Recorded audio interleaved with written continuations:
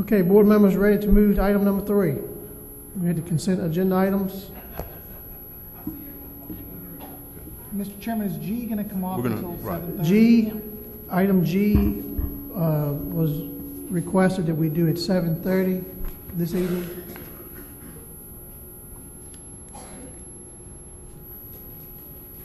That was it. Okay. Any other? All right, no other.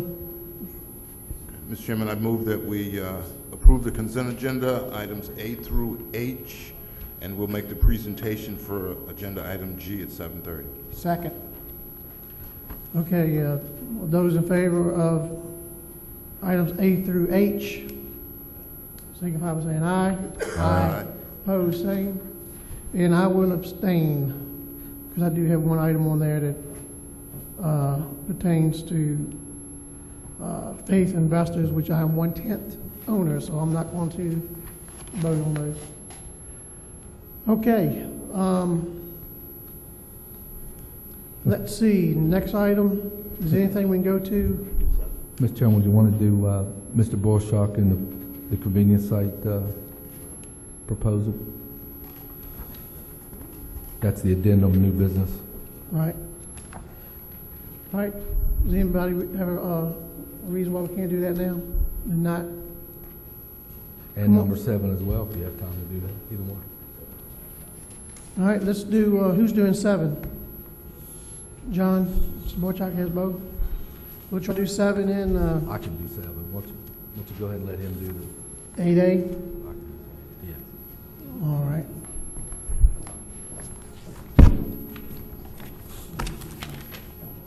Good evening, Mr. Chairman and members of the board. We're looking right now at the convenience site issue. Is that the one we want to look at Yes, first? sir, the convenience site issue. All right. In Mr. Ashcraft's budget, proposed budget, we're looking at a reduction in the total amount of $95,000 on the convenience site hours. And what I've provided is basically a breakdown of the number of hours, man hours this is, that we have at the various convenience sites. And looking at the fact that to cut back the $95,000 would be a reduction of approximately 36% of total man hours for the convenience sites. And the proposal before us this evening is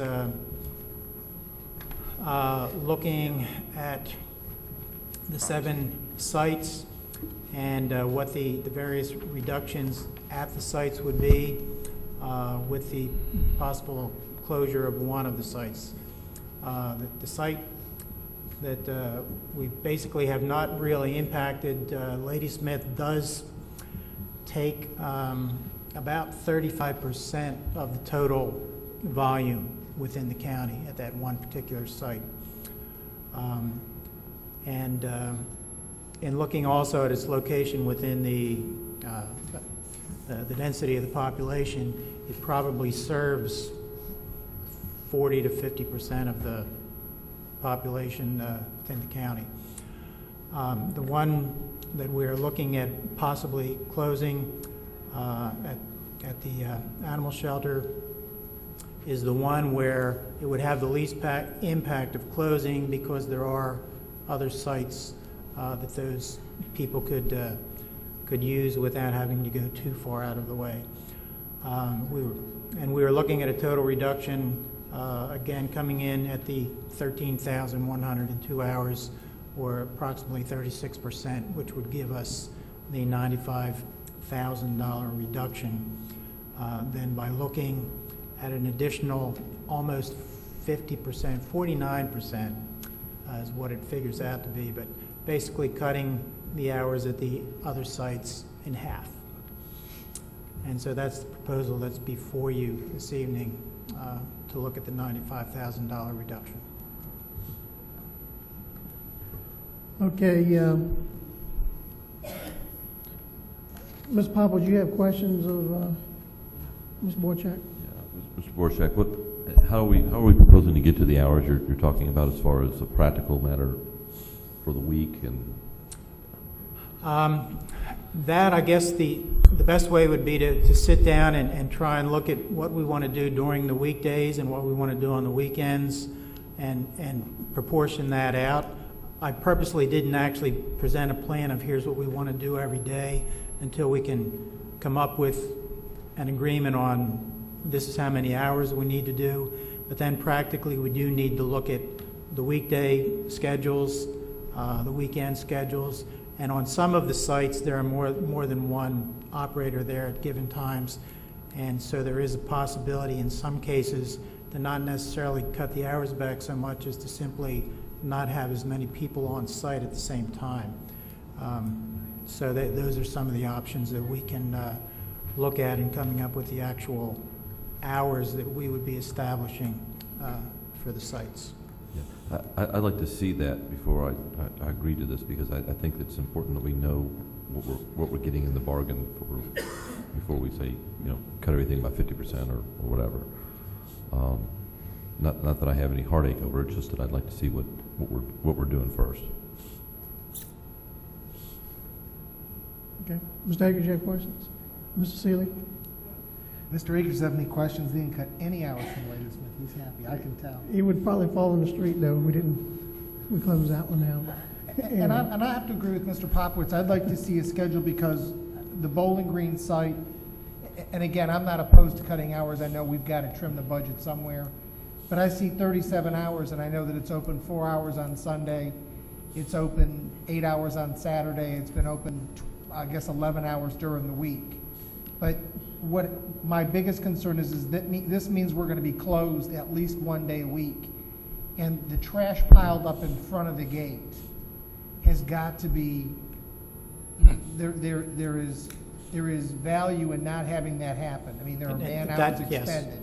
Yes, and that's true. That will probably be true at any of the sites when there's a day's closure. And I know communicating the hours, there's no good way.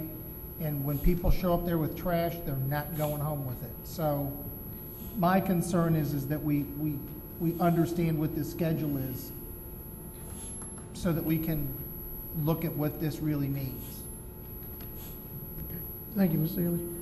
Mr. Vice Chairman? Mr. Borshak, I would like to, if at all possible, take a look at having the animal shelter open on weekends at the least. And I think that's really where we could have the most impact.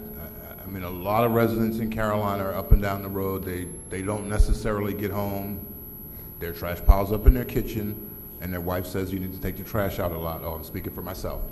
But anyhow, the weekend activity is really when you have the opportunity to do that.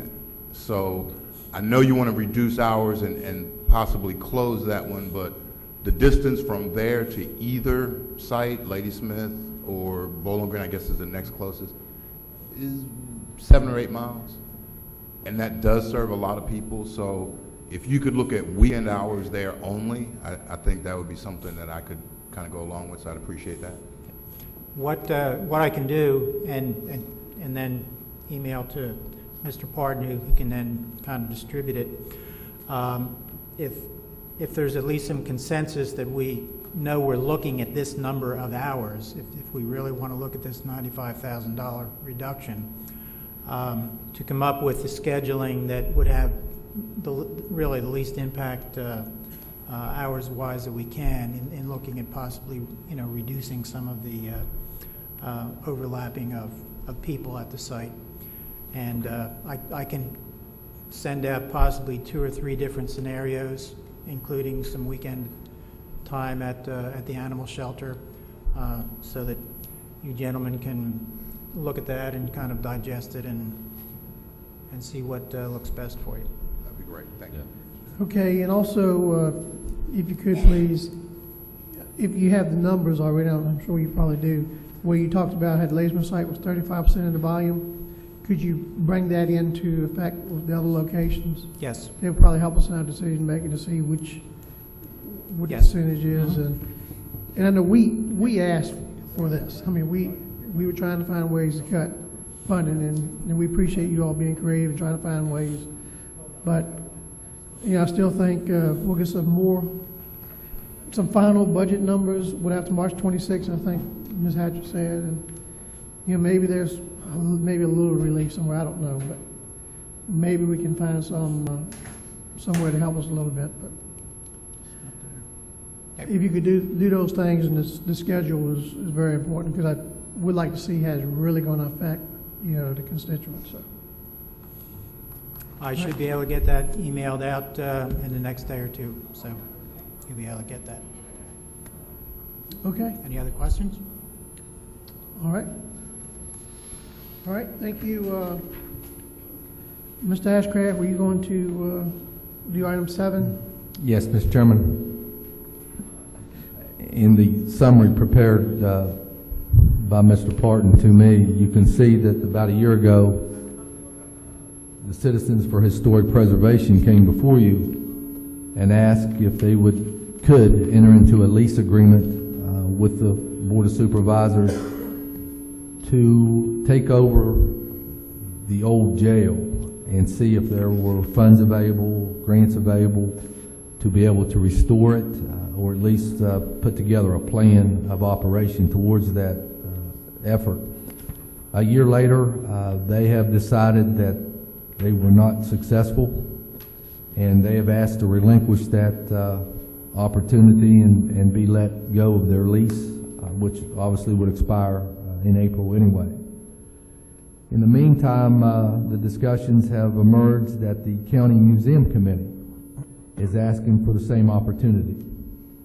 They would take over the responsibility of the jail for 1 year. They would again pursue funding. They would look at some creative ways in which they may be able to use that facility along with the proposed former Commissioner of the Revenue's office, in which their museum headquarters will be held. So what's before you tonight, Mr. Chairman, is consideration of entering into a lease agreement with the County Museum Committee for the time of 1 year. It would be under the same financial terms, which I believe is $10, $10, and $1, and they would report back periodically, and also in 12 months we would review the circumstances to see if they would continue to renew the lease agreement. It's $10, isn't it? I thought it was $10. Thank you.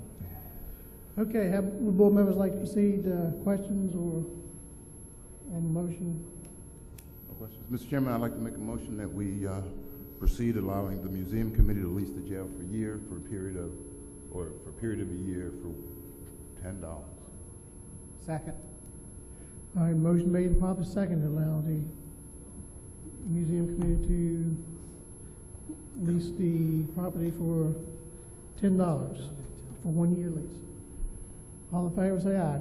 Aye. Opposed, same. Motion carries. All right, we will, you know what all the items we can take is, Mr. Ashcraft? No, sir, unless you want to go ahead and set the tax rate, unless you feel like people have to be here when you do that after citizens comment. You could certainly do that as well. Let's board a recess until 7:30. Okay. We're going to be back at exactly 7:30? Okay, the Caroline County Board of Supervisors will now reconvene, and I'd ask everyone if they would stand for the presentation of the colors.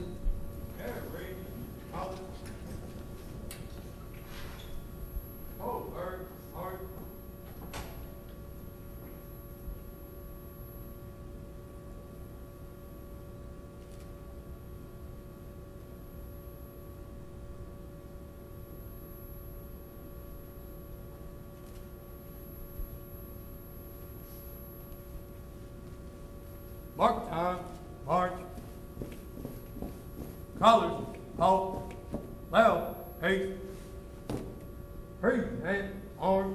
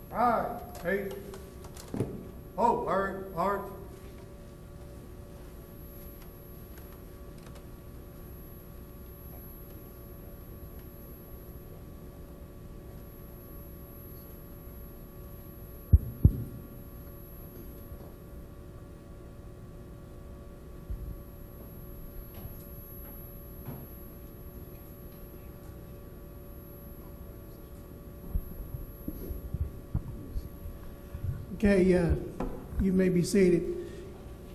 If you would allow me, I'll ask Vice Chairman Mr. Floyd Thomas to make a special presentation this evening.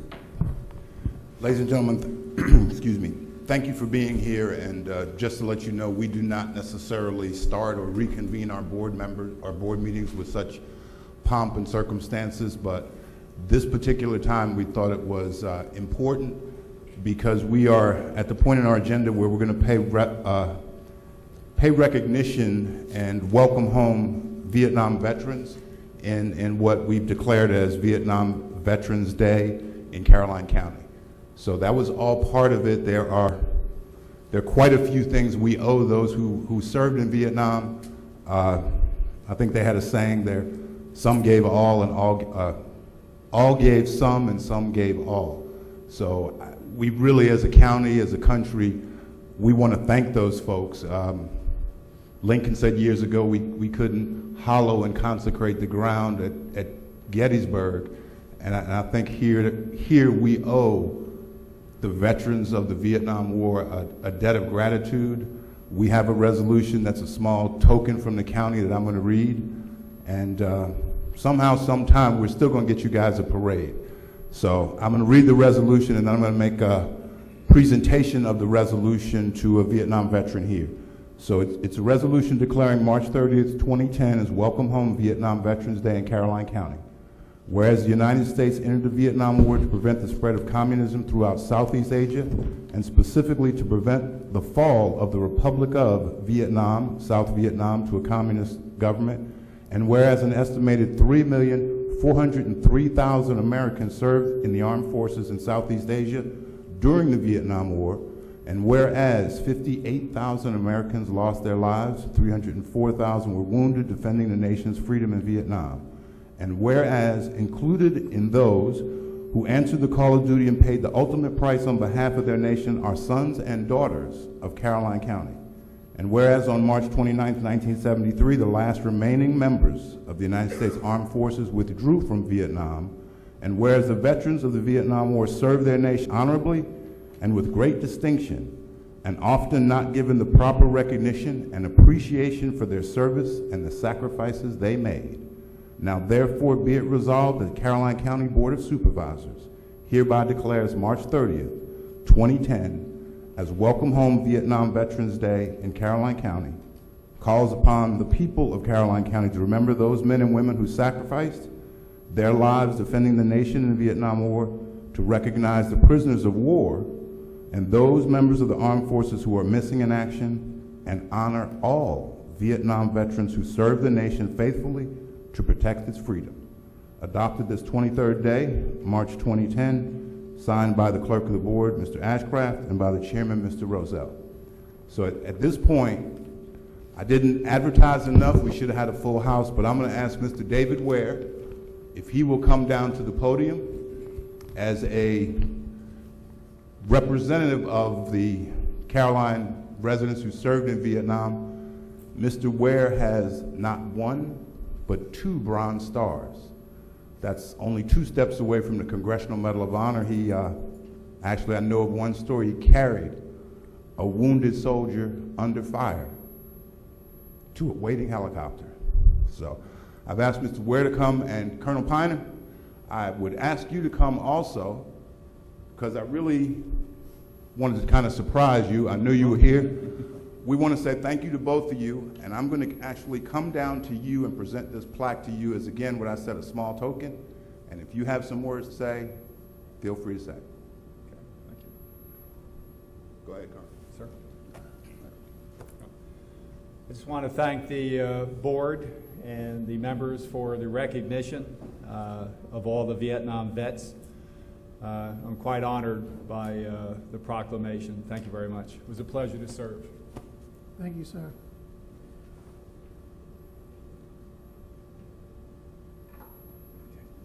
No. Gentlemen, just a small token on behalf of the county. It's a resolution declaring March 30th Welcome Home. Thank you so much. Thank you.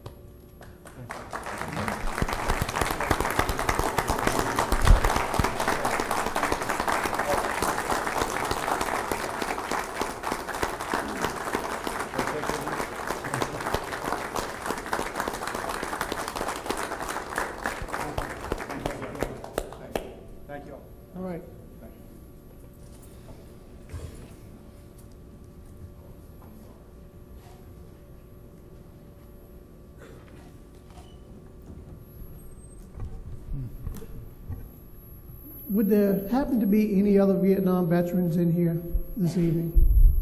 I want to make sure. John Borchek. All right. Well, thank you so much for your service, sir. We appreciate what you've done for your country. All right. All right, we appreciate that, Mr. Vice Chairman, in making the arrangements. All right, next we have the public comment period. Are there any citizens who would like to address the board on any matter at this time? Please come forward, state your name and your voting district. Any citizens who would like to address the board on any matter? Are there any citizens who would like to address the board on any matter at this time? All right. Seeing none, we'll close the public comment section and we'll move into the public hearings section. First, we have item number 4, special exception 02-2009, Ladysmith Floor and Lumber. Mr. Fincham, good evening, sir. Good evening, Mr. Chairman, members of the board. Your first public hearing tonight is SPEX 02-2009 for Ladysmith Floor and Lumber. They're requesting a special exception permit in accordance with Article 17 and Article 10, Section 3.9 on a portion of tax map 53A-10, consisting of approximately 1.3958 acres. Subject property is zoned M1 and is located on Route 633, approximately three quarters of a mile north of Route 639 in the Mattaponi voting district.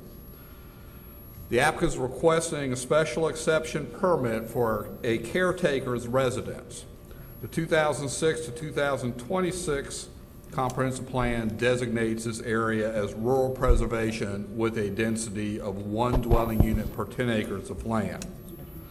The subject property is zoned M1 and is currently occupied by a manufacturing facility, Ladysmith Floor and Lumber. If you remember, several months ago, there was a use permit request which was denied by the board for housing for vendors and other company officials that do business with the county. This application is not the same. It is for a caretaker's facility.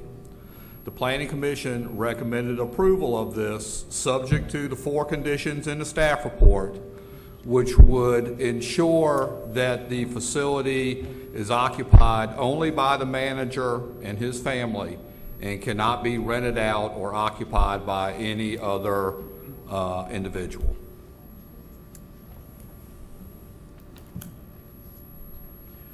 Okay. The previous one was a rezoning? Yes, sir. Okay. It would have been a rezoning, and I believe it was a use permit also. Right, okay, that's why I remember that. Okay. All right, board members have questions of Mr. Fincham before the public hearing. All right. The previous one was for rezoning for a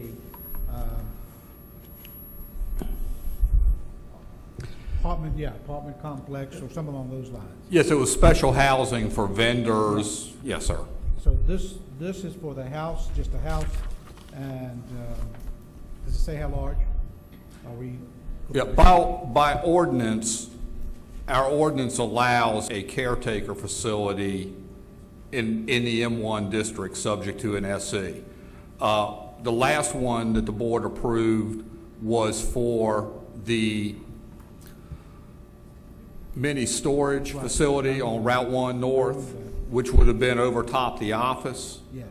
This is similar, except it would be for the manager who would stay there and basically be the caretaker for the industrial, for this manufacturing operation. Right.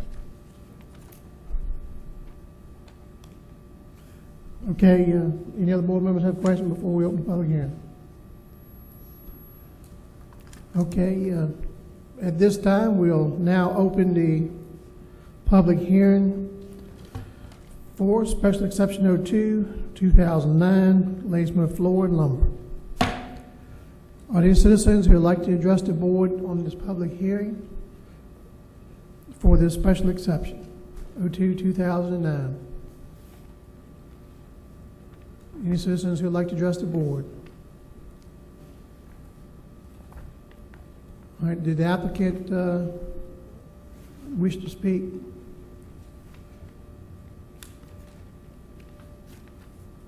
Good evening, sir. Good evening. Yes, my name is Apinder Brar. I am the current manager of Ladysmith Floor and Lumber here in Ladysmith.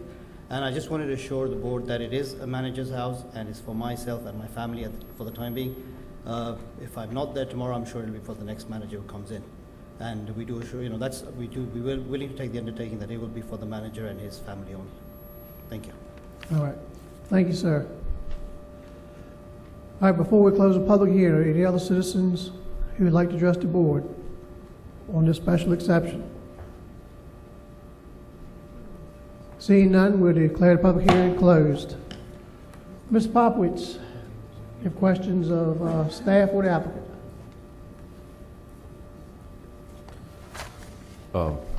Yeah, just wondering, I can't tell from the photos or from the drawing, is this going to be a separate dwelling as far as the manager's house, or is it going to be an attached dwelling?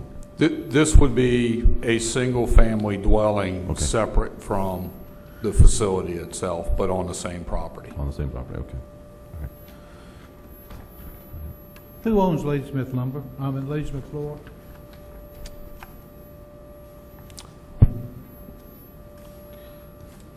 Hold on, Mr. Akers, let me get that.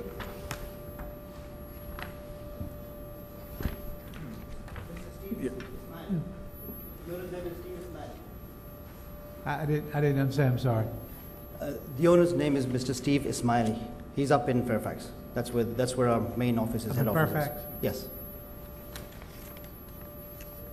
Thank you.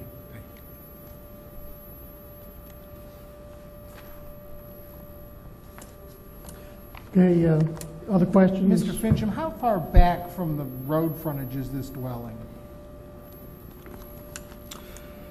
It would be visible from the road. It's actually to the side of the manufacturing facility itself. If you're familiar with Bull Church Road, the facility is actually fairly close to Bull Church Road.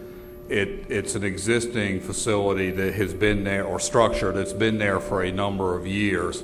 And this would actually be basically adjacent to the property or to that structure, but to the side of it. So it would be visible from the road, but based upon the design, I don't think anybody had any real concerns about. I guess my concern is making sure that this doesn't later become saleable real estate. I mean, it becomes, nothing but an equity portion of the business that they decide they don't need anymore and they would sell. Then they would have to come back to you and get that rezoned to residential to allow that to occur. They can't subdivide that off as a residential lot.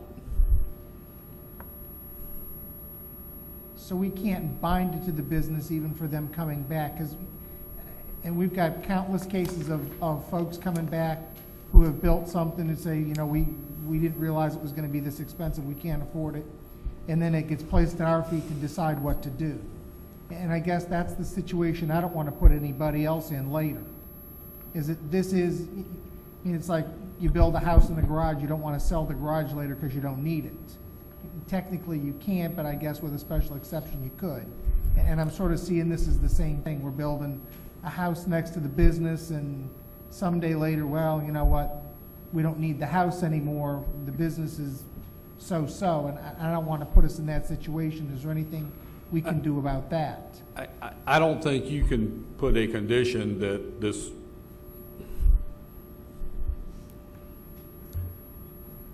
I think you're looking at the application at this point in time under these conditions.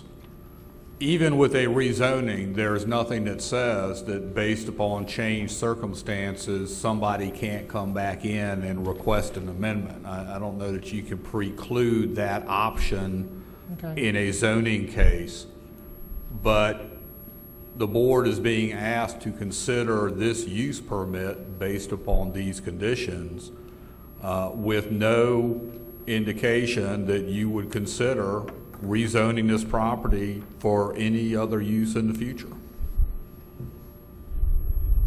Okay. Okay, Mr. Vice Chairman? Thank you, sir. Mr. Fincham, if I could ask the applicant a question that I'm sure is very inappropriate, and if we were in an HR situation, I'd be in trouble, but we're not. You said the house is for you and your family. Yes. Can I ask, and I'm going to tell you ahead of time, you don't have to answer, but how large is your family? I've got 3 children, a wife and 3 children. Okay. Two of one of the other? Yeah. Yeah. Okay. That's what I wanted to ask. Thank you, sir. And I appreciate you answering the question. If I may add a little bit to the previous question that Mr. Sim asked, the way the house is located, even on the plan, it's in the back. It's in a very, I don't think anybody would even want to buy it eventually if it was in that corner, because we've tried to use the place which is most uneconomical for our business. We've kept the prime locations for our business, and we put the house in where it's, where it's not accessible to anybody else. Even if if you try to sell it, I don't think somebody would want to move in there. I guess I was just worried about kids going to a school bus. How far away was it from the road? All those kinds of things that later become another issue that, now we've got to change a bus route and that kind of stuff. Okay, thank you. Thank you. Mr. Fincham,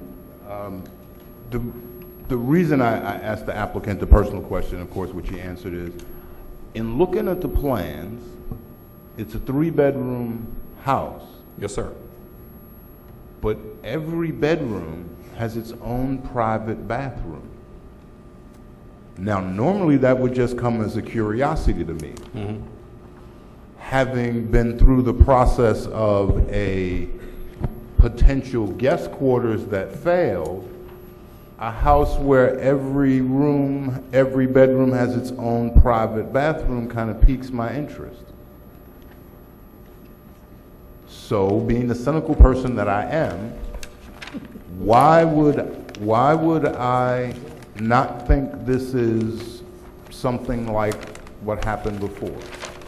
So I'm gonna let him go first, and I'll give you a chance. But my real question is, what has the Planning Commission done, or what's in place here to make sure that this is just used for a caretaker's house as opposed to a guest quarters?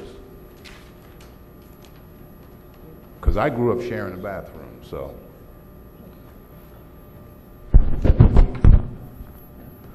Understanding the concerns, and part of the reason that the Planning Commission took an extra 2 months to deal with this application, the previous concept that the Commission and the Board considered actually looked more like, shall we say, a hotel or motel with its floor layout. And the Commission took the extra time because of those same concerns. In the end, I think everybody felt comfortable that with the condition that it be limited to the manager and his family, that notwithstanding the layout, and there may be preferences for the manager's family, and there was a lot of discussions with the owner and with the manager about the layout. They felt comfortable that with the conditions that it could not be used for non-family vendors or anyone like that at this facility. And if it was determined that that was occurring, it would be a violation of the SE conditions, and the board can revoke the SE. Right. Now, okay, to follow that up, Mr. Seeley's whispering, then what? But I think we know what.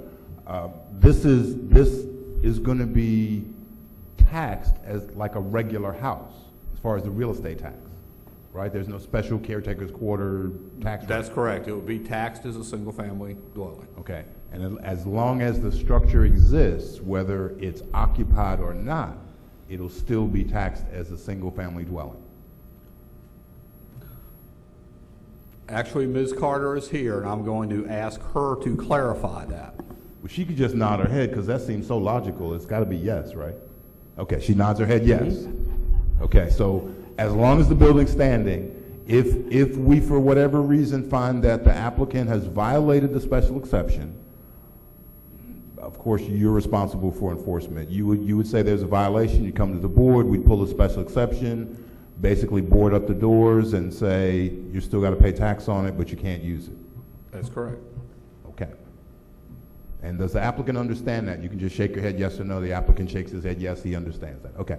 Thank you very much, Mr. Chairman. That's all I have. Okay, all questions been asked, board members ready to move on the application? All right. All right. If there are Motion's in order, one way or the other, up or down? If there are no questions, Mr. Chairman, I will move for the approval of special exception 02-2009 for Ladysmith Floor and Lumber. Second. Okay, motion's been made and properly seconded. We approve special exception 02-2009, Ladysmith Floor and Lumber. All in favor say aye. Aye. Aye. Opposed, same. Motion carries. All right. Next item, number 5, special exception 07-2009, Chenault Lumber Incorporated, owner Frankie Lee Chenault, applicant. Mr. Fincher. Mr. Chairman, members of the board, your next public hearing is XPEX 07-2009, Chenault Lumber Incorporated. They're requesting a special exception permit in accordance with Article 17 and Article 10, Section 3.15 on a portion of tax map 85-A-49 containing approximately 1 acre of land. The subject property is currently zoned M1 industrial with no specified density. It's located at 23182 Richmond Turnpike, Route 2 and 301, 1 mile north of Panola Road in the Mattaponi voting district. The proposed use is a minor auto repair facility which is allowed by special use permit. The 2030 comprehensive plan identifies this area as agricultural preservation with a density of 1 unit per 25 acres of land. The Planning Commission considered the special exception request and held a public hearing on this. There was no opposition, and the Commission recommended approval of this request subject to the 8 conditions contained in the staff report. And if there are any questions, I'll be more than happy to answer. Any questions for Mr. Fincher before the public hearing? All right, hearing none, we'll now open the public hearing. We declare the public hearing open for special exception 07-2009 Chenault Lumber Incorporated. Are there any citizens who would like to address the board on this special exception? Are there any citizens who would like to address the board on this special exception? Would the applicant like to speak at this time? Okay.